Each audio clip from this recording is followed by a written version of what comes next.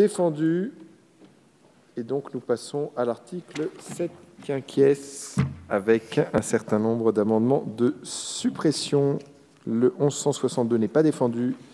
Le 1358, Monsieur Lecoq, vous avez la parole. Merci, Monsieur le Président. Cet article, adopté en commission des affaires sociales, donne un droit de prescription aux pharmaciens en rendant possible le renouvellement périodique des traitements chroniques ou l'adaptation des posologies par le pharmacien d'officine. Le médecin est celui qui a l'apanage du diagnostic et de la prescription médicale. Il a été formé pour cela tout au long d'une dizaine d'années d'études longues et difficiles. Le pharmacien a l'apanage de l'analyse de l'ordonnance, de la délivrance du médicament et de l'accompagnement du patient pour l'observance.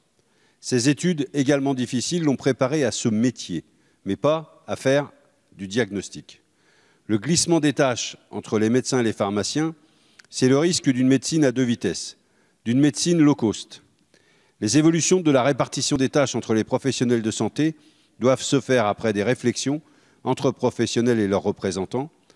Avec un tel système, ce que nous craignons, que la médecine de droit commun soit réservée aux mieux lotis, à ceux qui habitent au bon endroit, tandis que l'on réserve une médecine dérogatoire pour les citoyens relégués. Notre système de santé est envié dans le monde entier par la qualité de l'enseignement, par la qualité de ses soignants. C'est une richesse. C'est pourquoi il convient donc de respecter les métiers de chacun afin de garantir des soins de qualité pour tous nos concitoyens. C'est pourquoi nous demandons la suppression de cet article. Merci Monsieur Lecoq. L'amendement de suppression 1376 n'est pas défendu. L'amendement de suppression 1601, Monsieur Colombani, est défendu. Quel est l'avis de la commission ?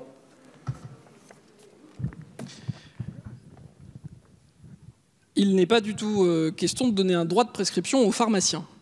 Par cet article 7 quinquies, qui était un amendement que je défendais en commission et qui a été adopté.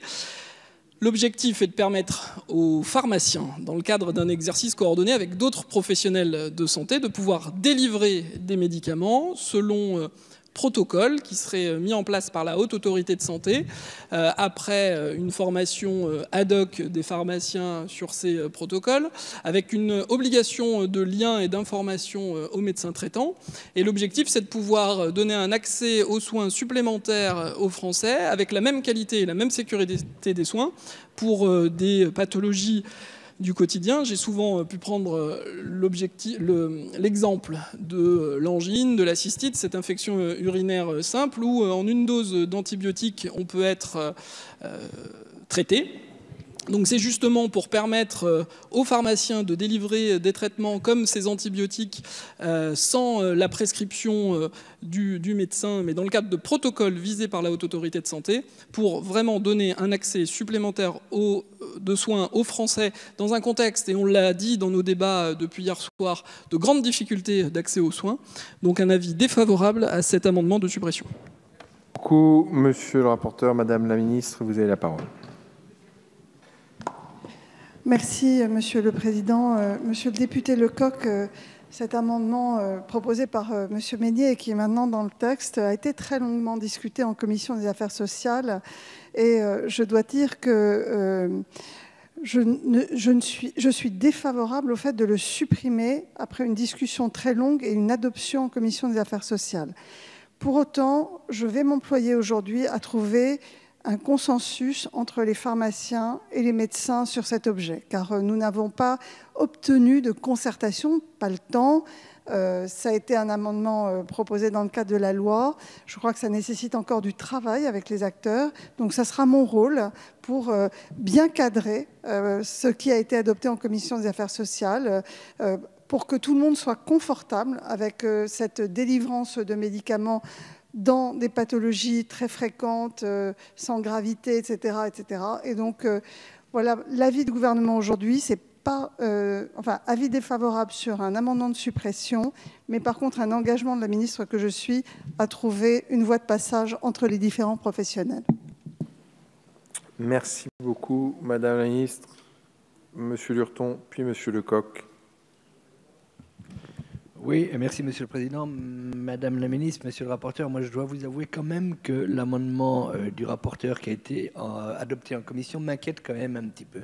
Parce que derrière une maladie, enfin quelque chose qui peut paraître comme tout à fait bénin, vous avez cité une angine, vous avez cité une cystite, il peut se cacher quelque chose de bactériologique, hein, avec un germe infectieux ou autre qui peut devenir dangereux. Et on sait très bien aujourd'hui qu'il se développe beaucoup de résistance aux antibiotiques, que ce genre de germe, s'il n'est pas bien soigné, peut après provoquer beaucoup de... Alors moi je ne suis pas médecin, hein, je ne peux pas trop vous décrire précisément tout cela, mais enfin je sens quand même que derrière tout ça, il y a une inquiétude. Hein, et j'aimerais bien que vous puissiez la lever quand même. Merci Monsieur Lurton. Monsieur Lecoq. Oui, Monsieur le Président, et n'étant pas de la Commission des Affaires sociales, je n'ai pas suivi le débat en commission, mais j'ai suivi le débat depuis le début de l'après-midi ici. Et j'ai entendu depuis le début de l'après-midi, suivant les sujets, nous sommes en cours de négociation. Et donc on propose aux législateurs de ne pas l'écrire dans la loi pour ne pas gêner les négociations. Et j'entends à l'instant la ministre dire bon, il y a urgence, on va le mettre dans la loi, mais on n'a pas eu le temps de se concerter avec les professionnels. Faut être un peu sérieux. C'est-à-dire que peut-être que l'amendement de la Commission est une fausse bonne idée, et peut-être qu'il est bon de surseoir à cette décision, en attendant que Madame la Ministre essaye de trouver le consensus au niveau des professionnels, s'il peut être trouvé, parce que sinon la loi s'applique à tous. Une fois que c'est voté, on est dans des considérations de cette nature-là. Et appliquer une loi qui oblige des gens qui pourraient ne pas être formés pour, si jamais on n'arrive pas au consensus, dans un des derniers actes de soins, me paraît limite. Et je pense que surseoir et adopter cet amendement serait sagesse.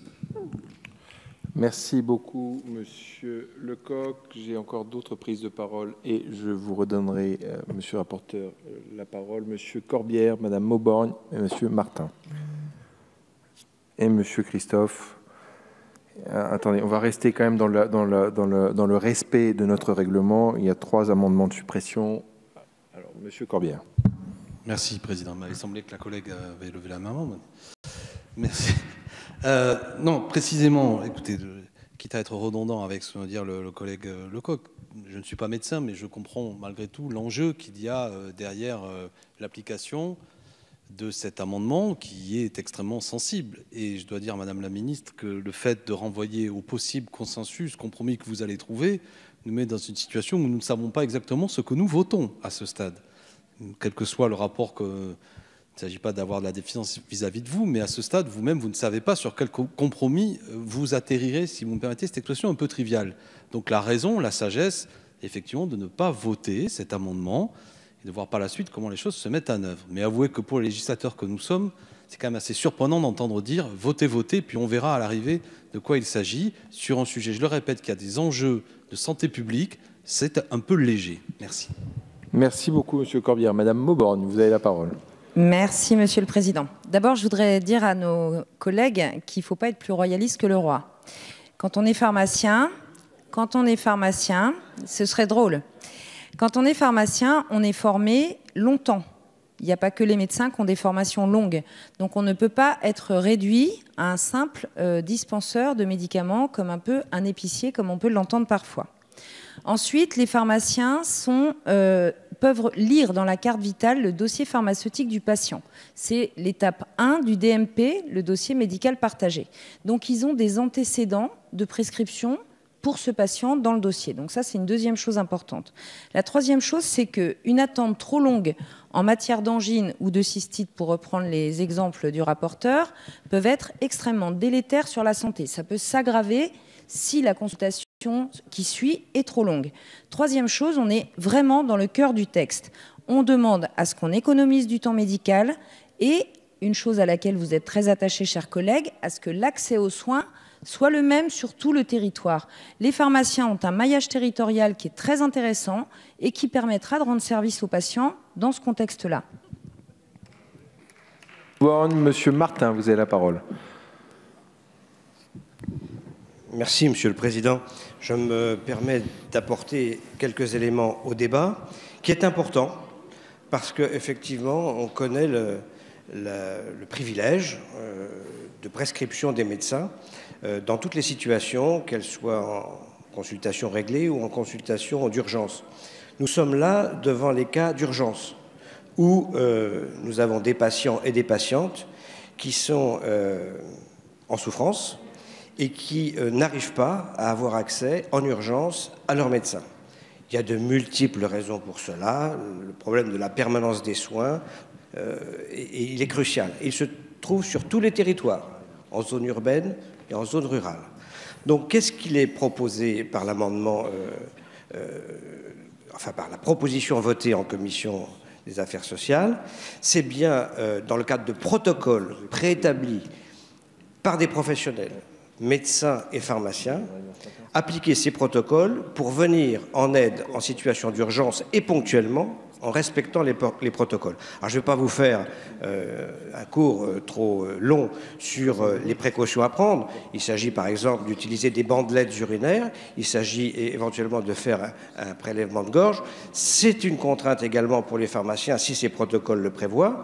Mais il y a des garde-fous, il y a des situations d'urgence et j'ai organisé dans ma circonscription, comme certainement beaucoup d'entre vous ici, des ateliers législatifs. L'ordre des médecins était présent, l'ordre des pharmaciens était présent. J'ai entendu leurs témoignages. Ils sont prêts à s'engager raisonnablement dans cette prescription, dans cette délivrance d'urgence. Et il faut leur faire confiance. Ce sont des professionnels. Ils savent ce qu'ils ont à faire. Et puis, bien sûr, en dehors du moment d'urgence, les patients, les patientes retournent voir leur médecin quand ceux-ci veulent bien aussi parfois se mobiliser pour assurer cette permanence des soins. C'est un vrai problème dans notre pays. Il faut ne pas se cacher devant cette problématique. La permanence des soins n'est pas suffisamment associée pour qu'on puisse se permettre de supprimer, de défendre cet amendement de suppression. Il y a une urgence véritablement à laquelle il faut répondre. Merci, Monsieur Martin. Il me reste comme prise de parole celle de Monsieur Christophe, celle de Monsieur Bouix, celle de Madame Lévy. Monsieur Christophe, vous avez la parole. Oui, merci Monsieur le Président. Pour revenir brièvement sur les propos que j'avais déjà tenus lors de la discussion générale, puisque nous sommes effectivement favorables au fait d'autoriser donc le pharmacien à dispenser sous condition certains médicaments dans le cadre de pathologies mineures. Je pense que le sous condition mérite d'être éclairé, c'est ce que vous nous proposez, Madame la Ministre, dans le cadre de vos propos tenus tout à l'heure, et également d'éclairer sur ce qu'on appellera la pathologie mineure. Je me permets quand même de préciser que le pharmacien demeure le professionnel de santé le plus accessible aujourd'hui, puisque 99% de la population, statistiquement, a accès à une pharmacie à moins de 5 minutes de chez elle. Donc c'est quand même pas neutre. Et que, à cet effet, tout dispositif permettant également de dégager du temps médical pour traiter des affections plus graves recueillera fatalement notre assentiment. Aujourd'hui, il s'agit bien de pallier, vous l'avez compris, à des mesures d'urgence, être plutôt sur une forme de bobologie, excusez-moi du terme. Et je rappelle quand même que les pharmacies sont aussi accessibles le week-end et parfois même de nuit, ça a aussi du sens. Merci beaucoup, Monsieur Christophe. Monsieur Isaac Sibyl, j'ai donné la liste des prises de parole, celle de Monsieur Bouix maintenant, puis Madame Lévy. Merci Monsieur le Président. C'est un amendement de bon sens. C'est quotidiennement que les pharmaciens renouvellent des traitements et que les pharmaciens doivent modifier des posologies. Il y a des cas concrets, c'est par exemple une ordonnance qui a été établie pour 1 mois et la personne vient à la pharmacie parce qu'en fait son médecin n'est pas là, il a besoin en fait du traitement. Si on applique la loi, stricto sensu, on ne devrait même pas renouveler le traitement. Donc la personne se retrouve en fait sans pouvoir prendre ses médicaments. C'est juste en fait des cas très limités et anecdotiques. C'est par exemple l'urgence du soir où on a un dossier pharmaceutique pour la personne. Il faut simplement lui donner son traitement, son antibiotique pour une cystite chronique. Il s'agit effectivement d'opérer dans un univers très limité, en coordination avec le médecin, et c'est bien en fait le respect de la prescription et le respect de l'intention du médecin qui est mis en avant dans ces situations. Il ne s'agit rien d'autre que ça. Merci beaucoup, Monsieur Bouix. Madame Lévy, vous avez la parole. Merci, Monsieur le Président, Madame la Ministre. En fait, il ne s'agit pas de revenir sur les compétences des pharmaciens, sur les éventuels renouvellements d'ordonnances, alors que l'ordonnance elle-même n'a pas été renouvelée. C'est pas ça ce qui fait l'objet de nos interrogations, à certains d'entre nous en tout cas. C'est que, Madame la Ministre, sauf erreur de ma part, vous avez dit que vous attendiez un consensus qui n'est pas encore effectif. Et comme l'a dit un de nos collègues tout à l'heure, je crois que c'était Monsieur Lecoq, vous nous demandez de légiférer sur un point pour lequel vous-même n'avez pas encore obtenu le consensus. C'est cela qui fait problème. Mais c'est quand même pas anodin. Merci beaucoup, Madame Lévy. Monsieur Lecoq, vous faites un rappel au règlement, non? Oui.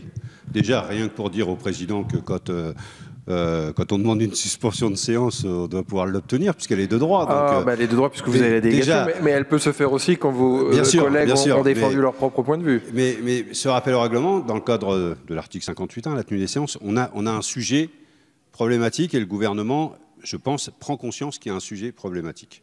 Et donc, ce que je propose, c'est qu'on sursoive à cet article le temps de permettre au gouvernement peut-être de sous-amender, de faire une proposition qui tient compte de son objectif de dire j'engage une concertation et je recherche un consensus et puis ensuite on verra ce qu'on travaille en fonction de sa proposition. Ou alors il est possible de sous-amender. Mais voilà, c'était l'idée de trouver au moins dans cette Assemblée nationale sur ce sujet-là très important un consensus. Merci beaucoup, monsieur le député Lecoq. Il est pris bonne note de ce rappel au règlement. Il y a par ailleurs le principe de la navette, mais dont il ne m'appartient pas de juger à l'instant. Monsieur Dor, puis nous voterons sur ces amendements de suppression. Oui, merci, Monsieur le Président. Bon, nous sommes exprimés lors de la Commission des Affaires sociales et j'avais dit effectivement ce que je pensais de ce problème. Les pharmaciens sont des acteurs de santé à part entière et seront des acteurs très compétents et on en a besoin puisqu'on connaît le maillage territorial des pharmacies. Donc, il est nécessaire effectivement de les reconnaître, d'autant plus qu'ils font partie des communautés professionnelles, des CPTS. Ils sont partie également intégrante. Le problème de la prescription sans acte médical pose question. Soit c'est un renouvellement pour une maladie chronique, ça peut arriver, qu'un patient soit en panne et que le pharmacien puisse le dépanner pour un mois avant de pouvoir rejoindre le médecin traitant. La deuxième chose que nous savons tous ceux qui sont du corps médical, qu'il y a toujours des relations téléphoniques entre le pharmacien et le médecin. C'est très simple et ça répond toujours aux questions pour pouvoir résoudre le problème quand il y a même urgence. Par contre, une prescription pour certaines pathologies que vous appelez urgentes, quand j'ai entendu parler de la cystite, ça m'avait un peu fait bondir en commission sociale, parce que je ne sais pas ce que c'est qu'une cystite. Je ne sais pas si vous le savez, ça peut être n'importe quoi. Ça peut même être quelque chose de grave caché en dessous. Vous ne le savez pas. Alors, ce n'est pas uniquement le produit qui peut calmer, c'est de savoir ce qu'il y a. Donc, si on rentre dans cette démarche, on ne sait pas où ça s'arrête. Je crois que Madame la Ministre a raison. Les pharmaciens et les médecins s'entendent parfaitement bien. Logiquement, ils travaillent ensemble. Il faut leur faire confiance, les réunir et trouver une solution, effectivement, d'avenir. Donc, je vous fais confiance et moi, je voterai l'amendement de suppression. Merci, Monsieur Dor. Monsieur le rapporteur. Oui, pour répondre aux diverses interventions, cette proposition qui me tient à cœur, que j'avais formulée déjà dans un rapport sur l'accès aux soins en mai 2018. Monsieur Lecoq, contrairement aux missions socles des communautés professionnelles territoriales de santé dont on parlait tout à l'heure, où l'amendement en question visait à graver dans le marbre et à obliger chacune à suivre ces missions socles, là on n'est pas dans une obligation, on est dans l'ouverture d'une possibilité donnée aux professionnels dans le cadre d'un exercice coordonné de pouvoir délivrer des traitements. Ils n'y seront pas obligés, c'est sous réserve que les professionnels d'une maison de santé, d'un centre de santé, d'une équipe de soins primaires, d'une communauté professionnelle territoriale de santé soient d'accord pour mettre ces protocoles de la Haute Autorité de Santé en place pour la mettre en œuvre. Donc il n'y a pas d'obligation de le faire, mais la possibilité ouverte aux professionnels de s'en saisir, et tout ça dans un cadre législatif sécurisant pour tout le monde. Monsieur Lurton, en pratique, ça se fait déjà sur le terrain. Il y a bon nombre de professionnels qui le font complètement hors des clous, que ce soit législatif, que ce soit scientifique, ce qui met en difficulté et les professionnels et les patients. Et on a assez de recul sur cette pratique parce qu'elle existe dans de nombreux pays à l'étranger, Canada, Écosse, Suisse. En Suisse, depuis 2013, il y a déjà, je crois, plus d'une vingtaine de situations cliniques qui trouvent une solution par ce biais-là, notamment en Suisse. Et ces protocoles, ces situations, enfin, la Haute Autorité de Santé, via ces groupes d'experts qui contiennent déjà tous ces professionnels-là, aura pour mission de définir les situations cliniques qui pourront bénéficier de ces protocoles-là, de définir les protocoles, la conduite à tenir et donc les médicaments à délivrer dans ce cadre-là. Donc, il s'agit vraiment d'un cadre législatif permettant aux professionnels de s'en emparer, d'un cadre scientifique validé par la Haute Autorité de Santé et ses groupes d'experts. Et je le répète, Monsieur Dor, il ne s'agit en aucun cas d'une prescription pharmaceutique, mais d'une délivrance sous protocole, c'est très différent.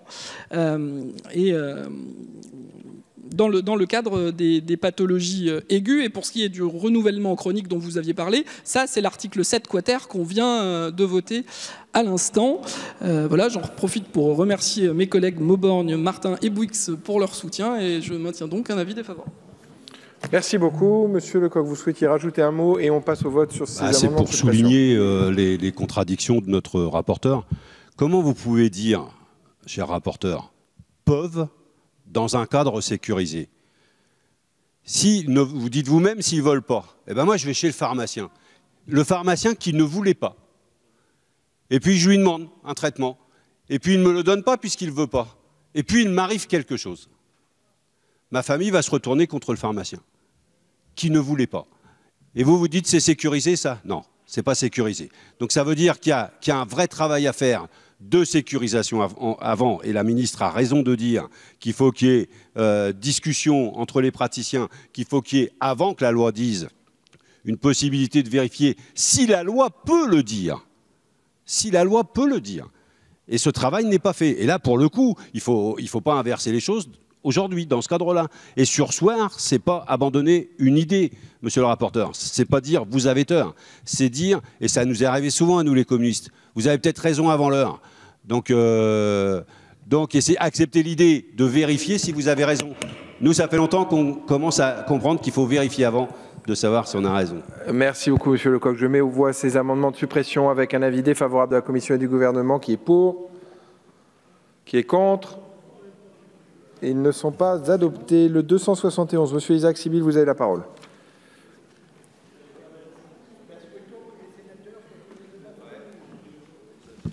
Merci bien. Donc, on n'a pas supprimé. Je suis un petit peu sur la même ligne que Madame la Ministre, dans le sens où ça pose quelques problèmes. Il y a deux solutions. Il faut respecter la chaîne patient, médecin traitant, pharmacien. Si effectivement il y a un médecin traitant, ça nous arrive tous les jours, effectivement, que le pharmacien téléphone, il y a une ligne téléphonique où on demande son accord et on donne l'autorisation. Donc dans ces cas-là, effectivement, je ne vois pas pourquoi on le fait tous les jours et l'ordonnance se fait après. Le problème se pose lorsqu'effectivement il n'y a pas de médecin traitant ou celui-ci n'est pas disponible. Donc là, effectivement, il peut y avoir un problème. Et donc c'est dans ce cas-là qu'effectivement que la proposition du rapporteur général est intéressante. C'est pour ça que par rapport aux deux amendements, là, il y a deux amendements. Premièrement, ce que je demande, c'est respecter le médecin traitant. C'est si jamais il y a un médecin traitant, il faut le respecter. Et c'est tout l'intérêt dans le cadre d'une CPTS, si effectivement l'accord est formulé entre le médecin traitant et le pharmacien au sein d'une CPTS, à ce moment-là, ça peut se faire. C'est le but, effectivement, de l'amendement 1782. Si jamais, effectivement, il n'y a pas de médecin traitant où c'est en urgence, où le médecin traitant n'est pas joignable, à ce moment-là, on pourrait se faire. Donc, je fais confiance, effectivement, à Madame la ministre pour négocier ça, mais j'aimerais bien, effectivement, dans l'amendement, et c'est pour ça que je propose qu'on respecte le médecin traitant, dans le sens où si jamais, effectivement, dans le cadre d'un protocole au sein d'une CPTS, où le médecin traitant n'est pas là, c'est tout l'intérêt que j'avais, l'amendement que je défendais il y a un quart d'heure, si le médecin traitant n'est pas au sein de la CPTS, eh ben, qu'on puisse pas imposer au médecin traitant le fait de délivrer des médicaments par le pharmacien sans qu'il y ait son accord. Isaac Sibyl, monsieur le rapporteur. Sur oui, les deux, du coup, monsieur Isaac Sibyl, vous avez présenté les deux, un seul. Moi, vous savez, je donne la parole en fonction du règlement et uniquement du règlement. Monsieur le rapporteur. Merci, monsieur le président. Oui, je crois que l'article 7 quinquies est, je pense, assez clair dans sa rédaction et nous avons déjà eu l'occasion d'en parler, chers collègues. Vous souhaitez que puisse être dérogé à cette condition d'exercice coordonné. Or, pour moi, c'est un préalable indispensable, même en zone sous-dense. Cela pourrait se faire dans le cadre d'une équipe de soins primaires ou d'une CPTS notamment. C'est vraiment la notion d'exercice coordonné est pour moi une condition sine qua non pour justement bien mettre en place ce système de délivrance sous protocole avec, j'insiste, un lien systématique au médecin traitant. Donc défavorable. Merci beaucoup, Madame la Ministre. Un même avis défavorable. Je le mets donc directement en voix. Qui est pour, qui est contre. Il n'est pas adopté. Le 1782. Monsieur Isaac Sibyl, vous avez la parole. Merci, Monsieur le Président. Donc, cet amendement, c'est pour dire l'accord avec le médecin traitant. Monsieur le rapporteur général, vous venez de me dire que, bien évidemment, ça sera en respectant le médecin traitant. Et donc, pour vous, c'était tout naturel. Donc, par rapport à ça, le but de cet amendement, c'est de dire, OK, on peut faire ça. Le pharmacien peut délivrer si jamais, effectivement, il y a un accord préalable du médecin traitant.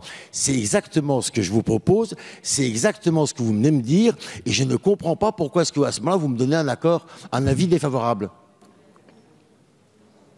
Merci, monsieur Isaac Sibyl. Monsieur le rapporteur. Oui, en fait, il est déjà satisfait, c'est ce que je veux vous dire. Dans l'alinéa 5, un décret fixe les conditions d'application, notamment les conditions de formation préalable des pharmaciens et les modalités d'information du médecin traitant. Donc, avec l'information du médecin traitant et dans le cadre d'un exercice coordonné dans lequel il y a le médecin traitant, en fait, c'est déjà satisfait. C'est vraiment ce cadre de l'exercice coordonné qui sécurise les choses, en plus du côté scientifique qui est sécurisé par les protocoles mis en place par la Haute Autorité de Santé. Donc un avis défavorable. Merci beaucoup, monsieur le rapporteur. Madame la ministre, vous avez un même avis défavorable. Monsieur Isaac Sibyl, vous souhaitez réagir? Vous me dites que là, c'est l'information. Dans ce que vous me citez, c'est l'information. Je ne demande pas l'information. L'information, elle se fait a posteriori. Je demande qu'il y ait un accord avec le médecin, a priori. Dans le cadre d'un protocole, vous me dites qu'il y a un protocole, mais le protocole, il suffit de rajouter, c'est pour ça que je ne comprends pas. Si effectivement vous n'acceptez pas le fait qu'il y a un accord avec le médecin traitant, c'est quelque part, il y a un loup. Le principe, c'est qu'il faut qu'il y ait un accord du médecin traitant a priori et une information a posteriori. C'est le but de cet amendement et je ne comprends pas pourquoi est-ce que vous donnez un avis défavorable. Merci, monsieur Isaac Sibyl. Je mets aux voix cet amendement avec un avis défavorable de la Commission et du gouvernement qui est pour, qui est contre. Il n'est pas adopté. Le 587, madame Mauborgne. Il est défendu. Il est défendu. Merci, madame Mauborgne. Monsieur le rapporteur, vous avez un avis défavorable. Défavorable, monsieur le ministre, madame la ministre. Vous avez un avis également défavorable, madame la ministre. Également défavorable, je le mets aux voix. Qui est pour, qui est contre. Il n'est pas adopté. Le 2043 n'est pas défendu. Le 839, monsieur Borowczyk. Oui, merci, Monsieur le Président, j'ai migré. Simplement, je considère, je souhaitais par cet amendement, considérer que le traitement, la prise en charge, tout du moins, d'une cystite ou d'une angine puisse être considéré comme un avis dans le cadre d'un soin de premier recours auprès du pharmacien et que de fait, s'il devait y avoir une reconsultation auprès d'un médecin suite à cette pathologie pour une éventuelle complication, pour une adaptation de traitement, cela puisse être considéré comme un soin de second recours. Merci. Monsieur Borowczyk, quel est l'avis de la Commission, monsieur le rapporteur. Oui, chers collègues, je ne suis pas d'accord avec votre analyse parce que pour moi, si il y a le moindre souci, il faut effectivement, et je pense que ça devrait, mais je laisse la Haute Autorité de Santé le décider, entraîner une consultation avec le médecin traitant, le médecin généraliste. Et pour moi, il s'agira toujours du premier recours. Donc un avis défavorable. Merci. Madame la ministre, un même avis défavorable. Je mets directement aux voix qui est pour, qui est contre. Il n'est pas adopté.